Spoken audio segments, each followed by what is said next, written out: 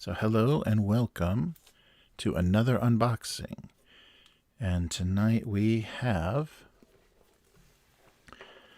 the Destroyer of Worlds. So this is the latest cinematic adventure from Free League's, for Free League's Alien RPG. And this adventure is also written by Andrew E.C. Gaska, who also wrote the first one that we played. If you saw our actual play, that was also something that he wrote, and I just read that he also is writing adventures for the Terminator RPG, so that should be interesting as well. So as you can see on the cover, we've got the beautiful Martin Grip artwork, and we'll get the plastic off so you can see that a little bit better and take a quick look. And also, if you'll notice, if you have the starter box, this is much thinner than the starter box. There's much less in it. There's no dice or anything. So it's just books and cards and maps. So yeah, there is the back as well. Let me get the plastic off so we can actually read that a little bit better.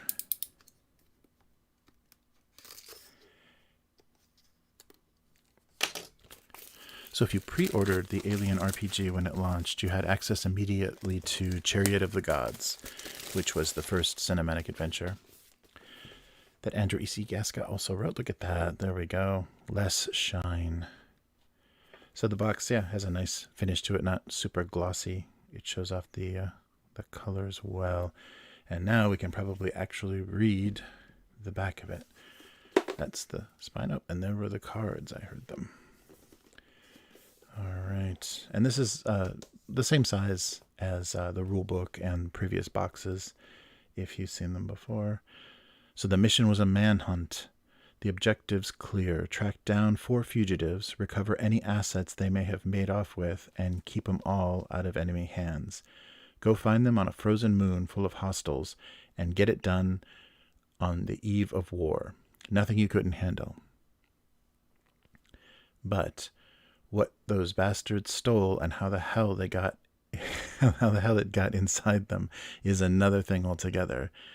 It's all above your pay grade, Marine, but somehow you're the one who's got to deal with it.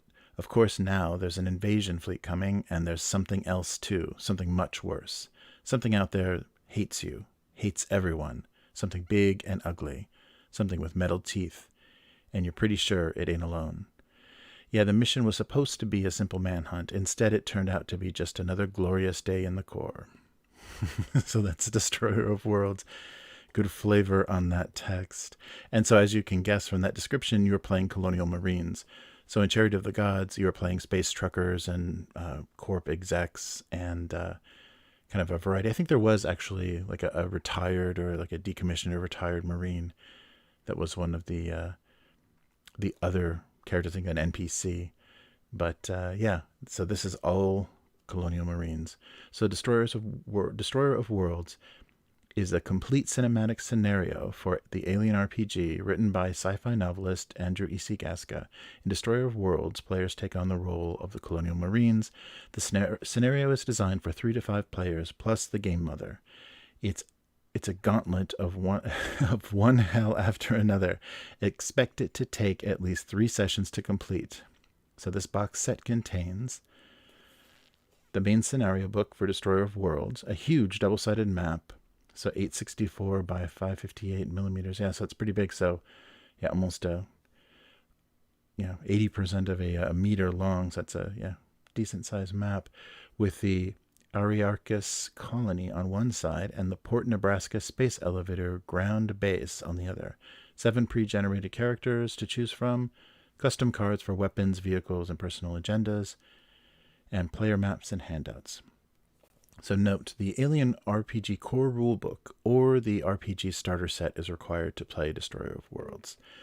So that's a little, that's something good to know, that with the core book, you're okay to go with this. The starter set may make you a little bit happier. It's limited rules. It's not the full rules, but you do have dice and more cards and things. So both of those rule sets will be enough to play this cinematic adventure. And the reason you don't need the core book for it is because this is not a campaign. This is not intended to be a campaign. So if you saw a review or watched the playthrough, watched the bloodiness of our actual play, you saw that it's been they distinguish between campaign play and cinematic adventures. Cinematic adventures are meant to emulate the deadliness of the movies, and so there are a limited number of sessions. And odds are, there's not going to be a lot of people surviving, or you can expect character death and a lot of tension. And that's where the agenda cards come in. So each player has a personal agenda cards for each act of the adventure. And that can pitch you against the other players. You can find out, you're actually working for the corporation. You can find out you're working for a group of rebellion, or like a resistance or terrorists, and that changes things very quickly. So this was just released. I think it just came out the end of last year, and I've been sitting on this for a little while, but I would definitely wanted to take a look at it. So it's saying 2 to 6 players, ages 14 and up, and 120 minutes. With our limited schedule for playing, I think we ended up taking Chariot of the Gods to 3 sessions, 3 about 90-minute sessions. So yeah, we took a while. All right, so let's see what is inside. Yeah, it's a beautiful box, and this is the same artist that is doing the art for the One Ring second edition that Free League is doing, and so that convinced me and also gave me kind of a different take on Tolkien, so I really like that. So I really enjoy Martin Grip's work, and I'm glad he's working with Free League because it's good looking, good games. So there we go. There's the cover. Yeah, it's a nice thick sturdy box, so it's going to keep everything well inside, and it's got some things that you're not supposed to eat to start your adventure out, so that's good. It'll keep things from getting too wet and funky. So here's our 2 decks of cards, our personal agendas and our story cards. Oh, and now they're starting to do advertising. Interesting. So if you're not familiar with Free League, we'll just take a quick look. This is their games catalog, and these are the games they produce. So there's the glorious, everything they've produced, and that I believe came in that first game bundle for the Alien RPG. So that's the core book, so a pretty substantial book, and the custom dice that they did, as well as the Chariot of the Gods. And Forbidden Lands, of course. Their fantasy, kind of post-apocalyptic fantasy. And everything they produce for them. So they're doing really nice custom dice, and they always do a nice Game Master screen. And the interesting thing is they're starting to make it much more horizontal. It's if it's B5 or A4 panels, they're kind of laid landscape instead of vertical. So you still have the same amount of text on them, but it's just wider, and then you can reach over it much easier, because a lot of times in their games you're using maps.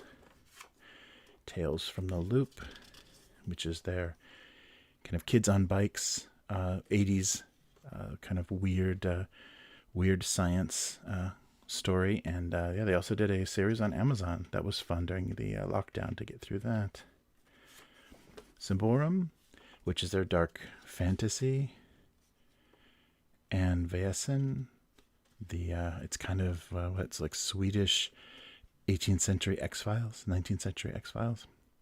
So very interesting. The folklore, kind of the what would be the equivalent of just folklore, monsters and things of Sweden, and you're investigating strange things. There we go. And Mutant Year Zero and Coriolis. Yeah, so that's everything they're doing. And plus the board game. That's right. They did the Crusader Kings board game as well. Wow. So they're stepping it up, because that's a Fantasy Flight kind of thing, whereas the first thing you see when you open is their game catalog. So they're getting quite a catalog established. So that's really good to see.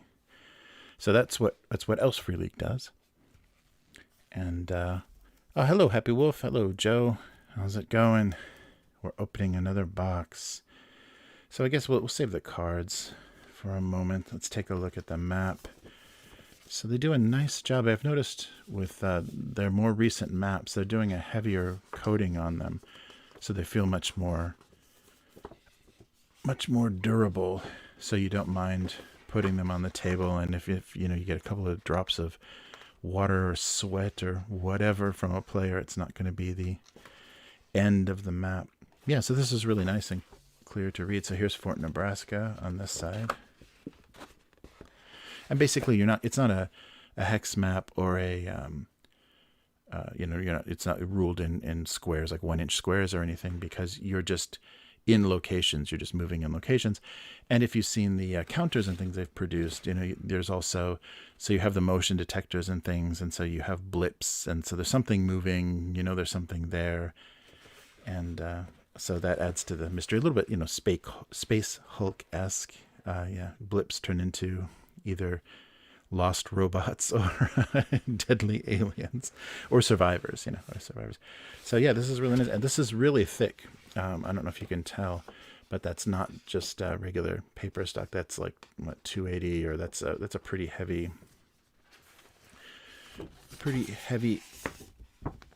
grade paper, and it's got a really heavy coating on it. So this is going to be a very durable map. And you can see, by the way, it doesn't lay very flat right away, that it'll need to be folded, but it'll survive a lot. So here is the colony, and it's gigantic. Wow. Yeah, I was warned. My partner Chris that I do the weekly with has already read through this and says, yeah, this is an unwieldy cinematic adventure. It's much more elaborate, and it's a lot more maybe sandboxy than the Chariot of the Gods. You kind of were forced along by certain events kind of motivated things. And I think there's a ticking clock in this adventure, but there's also a lot more to do, as you could understand from the description on the back there. So there's a little tiny, there's Fort Nebraska there in context, so you don't have to flip the map over if you just need to reference what's going on. So yeah, wow, really nice, huge and durable map, that's for sure. Oh, nice.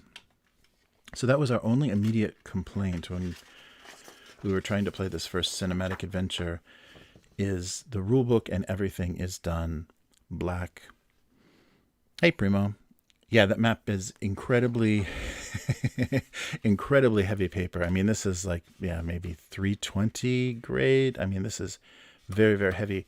Plus, I don't know if you can see the coating on it. It's not a glossy coat, but it's a really, I'd say that would resist water. I don't know if you'd want to put dry erase on it. And I don't think it would actually show up with the darker background, but it's very durable. So that's nice. And Free League has kept upgrading, I think, with the release of the Bitter Reach. The map that they did for Bitter Reach feels much more substantial than that first Forbidden Lands map.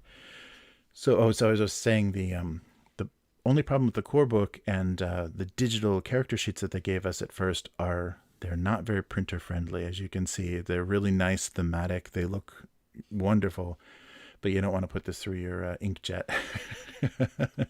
So you can reverse everything. And that's what I did when I printed the digital maps for that first session. I just flipped everything, so everything was pink on white instead of green on black. But here are our pre-gens. And these are just normal. This is more of a normal paper weight and a normal finish on these. So you might want to put these in files or laminate them. Actually, oh, great. So there's the character sheet on the back, and then all of your details. We'll go through these. Let me just get them out. So there's 7 of these. So you've got 7. You've got an officer. Yeah, so they're all various ranks of Marines. Wow. Yeah, that's a lot. That's a lot of NPCs to choose from. And I guess that gives you a good variety. I'm sure you're going to want a lot of people to survive this mission with. Nice. All right, so there's Private First Class Zimjewski Stanley. Zimjewski, all right. So they have, they've got special talents, and then they'll give you a little bit of background. And I'm not sure, we'll have to take a look in the cards, whether there are agendas specific to the characters, or if you just kind of get, random agendas. In the first version that we played, the characters had kind of very specific building agendas that were were pre-gen character specific, so they kind of fit together with the story. Some people didn't have a lot to do, and some people had secret identities and really terrible motives. So so they give you your talents, and then kind of spell everything out, and your starting gear as well, which will include his cards. And there's their character sheet. So I like the Wayland Yutani logo on there. Oh, and it's filled out like it is actually filled out. Great. So yeah, information on both sides then. So you won't have to refer to both sides because everything will be included. You'll probably need to just familiarize yourself. Iona, the sergeant. So Kala, Iona. And their talents, and also, yeah, their personality to give you kind of cues about the play. So he's agitated. She is nervous. Silva, the captain, is authoritative. Yeah, so they've got a little, personality to kind of cue you in. Oh, and also, they have a buddy and rival with their pre-gens to kind of let you know who's on your side and who you favor. So that helps with the tension if, like, the captain or the corp guy is... the corp representative is kind of your friend or your enemy. So, yeah, everything on the back filled out. So, chaplain, the warrant officer. So, technician and hospital corpsman. So, yeah, not a heavy... Yeah, so he doesn't have... he's got the motion tracker, but he doesn't have heavy gear. But he's got the tech stats that you need. And his personality is bipolar. Oh, nice.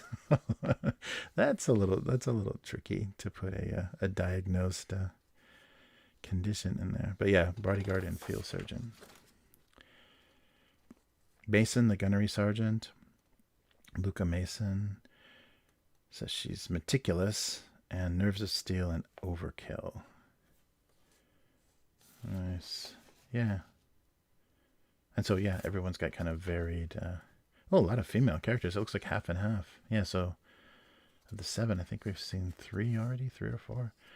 So Dante, private first class. Ruth and Dante. Talkative is her personality. And she's got banter and weapon specialist. All right. That's how her stats look. And I like how you build out the stats, so you're rolling. This is basically the number of dice that you're rolling for each skill check, and then if you have an applicable skill, then you're rolling plus that many dice. And you're going, there's a d6 dice pool system, so you're looking for 6s for successes, and you're not looking for 1s, which can cause you damage. And in this case, usually panic, there's a kind of a mental state, like a panic chart that you need to roll on. And here's Private Hammer, Nathaniel A.W. Hammer. He's the young guy, and he's psychotic, menacing, and overkill. So I guess you know how he's going to play. So I hope the bipolar and the psychotic are good friends. Nice. Yeah, so everything's duplicated on the sheet. That's nice. Yeah, these are a little thin, though. You're going to have to protect these, because you can already see I'm bending them up and putting fingerprints on them already, so you may need to protect them. But they're beautiful. They're beautifully produced, nice and clear. And here, here's our handouts. That's right, we've got player handouts. So here's a map of Marshall Station. So, of course, the player map has much less detail. And San Rocco Medical Facility. So these may be specific locations that the characters will go to, and they don't have a lot of detail in the map, so they're going to have to explore to find out what's where. Whereas the larger map may have much more. So, Marshall Station and Eye of Oblivion. So, in the different districts. Yeah, so a little less detailed to just let the players kind of figure out. And this may be, information that they could easily get anyhow. And here we have more player maps and handouts. And, so these are very similar to the larger map itself. Very heavy, you can see. So yeah, let me just see if that shows up on the camera. You can see the difference between the finish and the paper quality on both of these. So these are something you might need to protect, and these are going to take a beating, and they're going to stand to be passed around and not look too worse for wear. So that's good for our handouts. And here's more kind of abbreviated Fort Nebraska. And handout to Mason. Oh, so Mason gets an update about the outbreak that nobody else can see. If you're not playing Mason, don't read it. Nice. And here's the book that's included. So here's all the details for the adventure. Yeah, it feels a little more substantial, kind of like the rule book that was included, like what the starter set rule book will be. So a little more substantial than the Chariot of the Gods. Not by a heck of a lot, but it's pretty thick. So we'll just take a quick look through here. So hopefully I can get the glare off these pages. But as you can see, they produce everything. It's got that really nice look, the kind of faded green LCD on black Starfield. So not easy to print, but reading from a tablet and stuff, it's very, very good. And reading from actually a printed book itself, it works really well. The overview, kind of the background of everything. So there's going to be a lot of things to manage, and this is the same way they do it. What the hell is going on? So the game master has to find out. And then there's so they're looking for the 4 AWOL soldiers, and here they are. Those are the Marines you're looking for. The other NPCs. So about 9 NPCs. And that's the map on a page with a lot, with some more of the locations spelled out. Some random incidents tables. And these are, the duplications of the player maps of these different areas. So more locations, and also explaining what's happening where. Oil fields. So all the north, south, west district. Fort Nebraska, the ground base. North Bastion, so all the levels that we saw on the map. And so this, spells out in each kind of major section what's going on. The sub-levels, really nice production. Not some, there we go. See, I say it, and then I turn the page and we get it. Not as many beautiful big splash pages. Let's see, we had one, so we've got the cover, and then we didn't have anything so far. There's one, the very first. But less artwork than I was hoping, but maybe we'll see. We'll see a bit more. There we go. Once we got through all those maps, I guess that the maps kind of, let it not leave a lot of room for illustrations. So and then everything is broken up into acts, and they give you kind of an overview of how each act runs, and then you go through kind of a longer, more detailed series of if this happens, then this kind of thing. And some interesting spoilers, and of course xenomorphs and people being possessed by things. So it looks like we are getting a xenomorph. And so that was a little bit, I think we had a protomorph. We had a lesser, more, Alien Covenant type interaction in Chariot of the Gods. Whoa, and then we're getting the scale of everything, which can get horrifying. They did a nice job, though, of adding... it's not just face huggers and xenomorphs, and they're trying to include as much as they can from every film that's going to been part of this universe so far. And there's something going horribly wrong. That's a great illustration, though. Wow, all the stages of the thing growing inside you, and kind of what they do. Nice. And then a review of the talents. Talents based on your rank. Your rank talents, and then a little limited section of the gear and vehicles, so what kind of armor, what kind of damage, and also the weapons sometimes have rapid fire or some traits that you need to keep track of, how they are used, and a little bit of vehicle combat, which you get a little bit more in the starter set rules, and a lot more in the core rules. Damage to vehicles and repairs, so it looks like you're going to be in a vehicle. So there we go.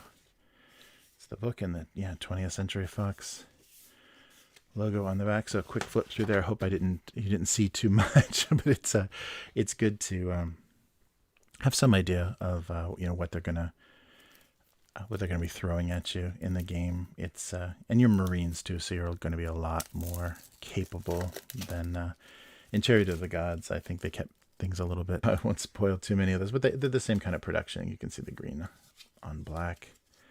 So there's story cards, and here's personal agendas. So let's take a quick look and see if these are character specific or not. Yes, they are. Okay. So that's all the characters. So that they'll, by last name, all the characters are, and some people, don't have a lot to do, and some people have a novel to get through, right? So yeah, it just depends on kind of the role, and in certain acts you're kind of like just wait and see kind of thing, pay attention to them and see what's going on. Here's some more of our personal agendas, guys. We've got 7, so we've got 3 times 7, so there should be like 21 agenda cards to fill out of, and these are nice. They've got a nice heavy coating, almost a plasticky type coating on them. They feel pretty durable, like a poker card, like an actual bicycle playing card. They've got a nice coat on them. So these, you could sleeve them, but I don't know if they need to be sleeved. They're pretty durable. They don't have that, and also it doesn't feel like you're going to be. You're not going to be wearing out the sides there. They're nice, heavy quality. So those are all of the agendas. And then here are our NPCs. So you get a little look at it. It's nice because, when you're talking to someone, you get a description from the game master, but you got a little art to support that. That works out well. So there's everybody you're going to be dealing with. I think there were like 9 NPCs, and then here we go with the cards. And these ended up, these weren't something that we had for our kind of a quick start, first cinematic adventure play, and it's something that I think is really nice and necessary, especially when there's limited supplies and you're kind of dividing things up. You know who has what, and if they're going to physically drop it, they can put down the card and somebody else can actually pick it up. So here's the all-purpose vehicle. So yeah, they've got vehicles right off the bat because they're Marines. The dropship, a heavy tank. Oh, sorry. Let's go through these again real quick. So here's the transport, and then on the back, they give you the stats for how that goes. Yeah, like how it's equipped and how big it is. We go, and the same with the dropship. So I'm flipping these the wrong way. Yeah, so how it's equipped and what you're dealing with. And the heavy tank. What kind of cannon is on that heavy tank? So if you can get to the 115 millimeter cannon or the 60 millimeter mortar, I think you'll be okay. And plasma too. Wow. Yeah, get to the tank. And another dropship. Yeah, because you might be... and another transport. Oh, so no... just a couple. Wow, interesting. Mostly vehicles. Wow, yeah, you got your stats, though, for your weapons on the sheet. So these might be the weapons that are floating around. And a tractor. Nice. And so your RPG launcher. There's your stats, the weight, the cost, and how much damage it does. Range, extreme. And the assault rifle. So maybe everyone's got kind of the same thing, so you won't need to pick up. It's when you're doing less survival kind of stuff, yeah, it may not be that necessary. So damage to long range. Nice. And of course, if you have, well, I guess that's probably what they're counting on, because they said if you need the core book or the starter set. The starter set is going to have another set of these. So you're going to have other cards, and I think general agendas as well. There's agendas in there that aren't specific to a specific adventure, although in the starter set, is it Chariot of the Gods? Maybe. I think that may be what the adventure that's included is. There's also Hadley's Hope, the Newt's family's, the settlement from Aliens. There's also an adventure for Hadley's Hope as well. So yeah, really nicely produced. So it seems like they're not going down in quality, they're actually going up in quality for all their components for these games. And that's nice because that makes them much more survivable. Yeah, that's great. So that was everything included. So we've got the books, the cards, So yeah, it looks like the vast majority of those are going to be your agenda cards, which become important for characters to kind of know what they're trying to do.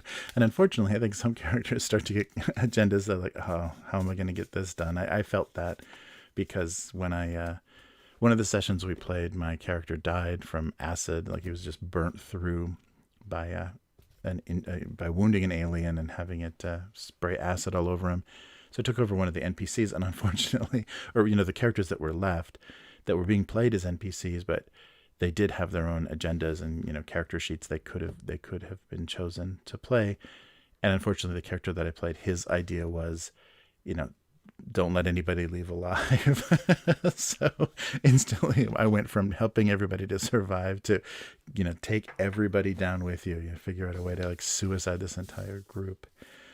So, so a lot of player handouts. So that's 2 big fold out maps and that letter. The letter for the leader, and then your 7 pre-gens and the big map. So that fit. Yeah, I can see why the box is thinner because it is it's all paper support materials. But so, and I think they do have a set if you buy the core or the starter box. They're calling it the starter box. The starter box and Destroyer of Worlds, they give you a little bit of a discount if you buy those as a set, and otherwise the core box. So it's a little bit frustrating because, or maybe that's how they kind of planned it, because it's more expensive now if you want to if you like this game and you want to deck it out, because you have to buy everything individually. I don't think they have anything in a bundle anymore. So like the game mother screen, and that's another thing too. So the ship, AI, the ship's computer that you talk to was mother in the original Alien. So they make the game master the game mother, because you can kind of, you're talking to the players as the ship in most cases, or as, kind of the central computer or AI. So everything is really well produced. So I hope we get a chance to play this, and we'll definitely record it if we do an actual play. We'll definitely record this, because this is going to have, with a much more capable and much more heavily equipped player characters, it's going to make a big difference in the game. You can have a lot more things thrown at them, and the tension with characters becoming infected and stuff will be pretty intense. So that is everything, plus the Free League catalog. So this looks like a really decent set, and of course everything stays nicely contained, and it's a nice way. If this was just a book, it would be, you want to keep, these cards need to be separate because they're specific to this adventure. So it's nice to have everything in a box, because then you can keep everything together. You're not going to be mixing card decks or anything. And but if you want, you can definitely use those NPCs if they fit like the type and things, other adventures that you're doing with them. Your campaign, that becomes useful to actually have portraits that you can refer to as well. So this has been the Destroyer of Worlds cinematic adventure for the Alien RPG. So we really enjoyed this game. The system's really fun. They did a good job. The kind of panic mechanics, your kind of nerves that you can lose, which may be really critical here, because even though you're capable, if you keep failing your rolls and just kind of losing it, so you can't fire your weapon and you're just cowering or you're running away, that makes it that makes combat pretty difficult. Makes everything pretty intense. But here is this set, and like you can see, it's a little bit skinnier, but still, I think based on how good Chariot of the Gods was, I would definitely put a lot of faith in Andrew E.C. Gaska's ability to write a good adventure. When I was running that, I was so surprised how well it was kind of planned out, and how well the forethought had gone into all of the possible kind of narrative tracks, because everything that was in that adventure book came up in the actual session. And that's well written, or someone with good experience with RPGs, when they've really figured out kind of the logic that as a person, as a player, would go through to try to figure things out, and it was all there. I didn't feel like there were things that I just had to pull out of thin air, or the threads and things that weren't thought through. And so yeah, really well thought out and well structured adventure. So I'm hoping this is more of the same, just with bigger guns. And Chris talked about running a second session, so we'll be talking about that probably on the weekly. Running a second session, or second, not campaign, second adventure, second version of Chariot of the Gods. And the interesting thing about that is, what they were going to do is take where the previous adventure left off, and many of those characters didn't make it, and the state of the ship that was kind of adrift. I don't want to spoil anything, but there's a ship that's drifting, and other characters that were just meant to be played as NPCs that never showed up because things went sideways much faster. Those are now going to be the pre-gen choices for the characters, and they're going to pick up right where the previous group left off. So I thought that was brilliant, because it gives this weird, things aren't setting back to zero. The mess that the previous group left, you have to, walk into the middle of. I thought that was a really great idea. So maybe something larger like this too would lend itself to doing that same sort of thing. Although I think it sounds like things are going really, really badly with invading armies and things, so that may not be possible with this. But yeah, so that is the Alien RPG. So let me take a quick look at the chat. Yeah, everything is well produced and nice and heavy. Hey Primo, how's it going? Nice. Oh, good. Yeah. Well, I'm definitely impressed.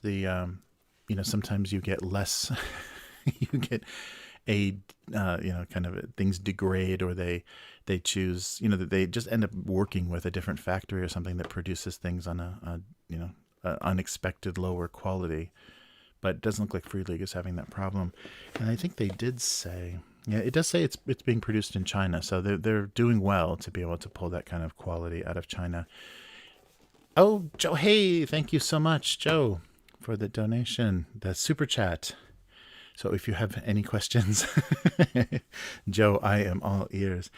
There is a big hardcover source book coming out for Colonial Marines for this setting. So they kind of touch on, space trucker and the, corporate agent and things in the core book. And they're going to have a huge source book that looks like it's going to be about the same size as the core book, of everything you can do with the Colonial Marines.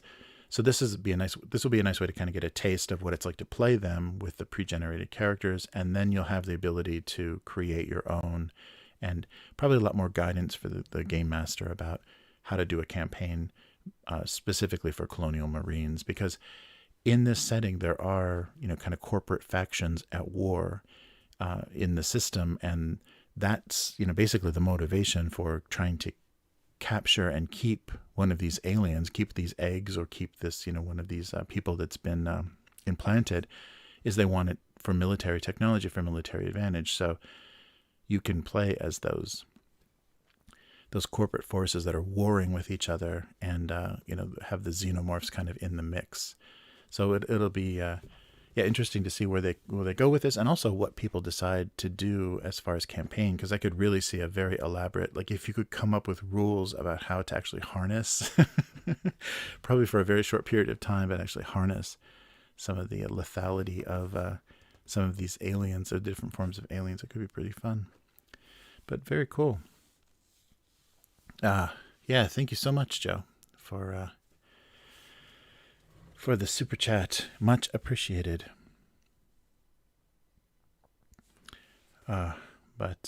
So check this out, and I'm totally blanking. I think it's about 30, almost like 40 US. I think this set, I mean, maybe 30. I will check it right now.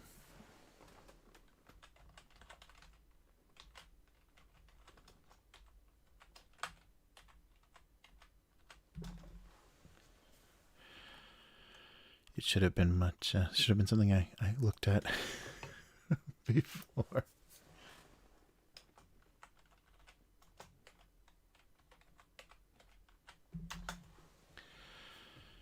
Look at that.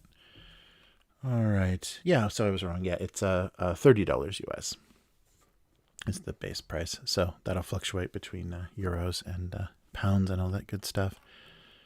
But yeah, that's the recommended retail. And it looks like yeah, the of course the Free League web store has it, and also the it's available on Amazon. So their stuff is really widely distributed. And you can get let's take a quick look at this.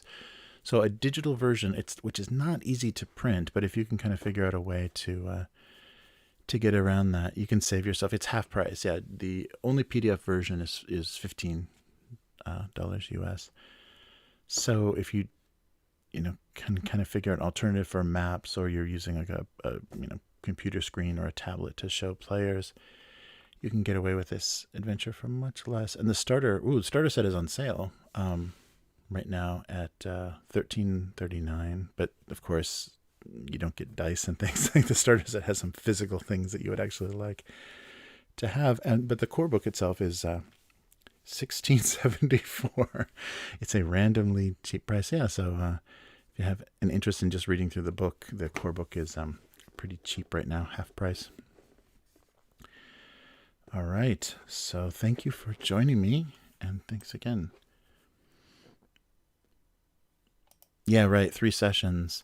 Yeah, that really depends on the players, I think, though, because I think literally Chariot of the Gods was 1 or 2 sessions, and it ended up taking us 3, pretty grueling sessions. And the difficulty with that, so if you're doing the cinematic adventure, it's like a word of advice for that is try to get it in as few sessions as possible, because the tension between the acts, the tension really ramps up between the characters. And if you end a session and then come back, next week or in 2 weeks or whatever, it's really hard to get back to that place where the characters are clashing and the kind of the tension of what's been set up. Unless there's a really, really good narrative break point for what's going on, it makes it really difficult, and you lose a lot because, this is a horror science fiction game, and to maintain those horror elements and those kind of players undermining each other and kind of the PvP aspect of it, you need to have it in as few sessions as possible. So a nice long 2 nice long sessions of this would probably be the best way to play it, to get the most impact and the best feeling for the events that are going on. But I don't know, I have to read through the adventure to see how that's structured, because there might be a really good break point where you're investigating, you're looking for these AWOL Marines, and then there'll be some event where someone else is landing on the planet, or something is a reactor is melting down, or whatever, just thinking about things from the movies. But yeah, that was a difficult thing to maintain. And that's a very different thing, I think, with the campaign play, because you're not going to have people trying to, end each other, or, steal from each other, or get each other killed in that same way. So it'll be a very different feeling. So that's why I'm interested in seeing what they do with the Colonial Marines source book, because that's going to be for more, lengthy campaigns where your characters actually survive. But yeah, so this has been fun. I'm glad I got a quick chance to get online with this. But yeah, I would recommend, if you're looking for something new and interesting, and the alien universe right now, because of the kind of odd direction that Prometheus and Covenant took, it includes a lot of odd things, but it works well in this game, because I think if there were just 2 alien movies, there may not be enough to really, you'd have to add a lot. You'd have to go to the comics and other sources to actually find things to, fill out an RPG with. But yeah, I think that the way that Free League handled it, and the way that the writers are handling these adventures, they include an interesting, kind of unexpected combination of things from different movies. So you're not always, kind of dealing with the same idea of, eggs, the face hugger, chest burster. You're not always it's not that rinse and repeat style. So very good. All right. So thanks again, Joe, for the super chat. Much appreciated. And yeah, keep an eye out for us doing this in a live session. The kind of our lockdown and everything is off for now, so we may be able to get away with physically getting together. We may need to stay around a big table. But yeah, I'll put a link to our previous session of Chariot of the Gods, so you can take a look at that and see how long it actually took us. It was 4 players and 3 sessions, and a player was missing each session after the first. So that was a little bit of a difficulty.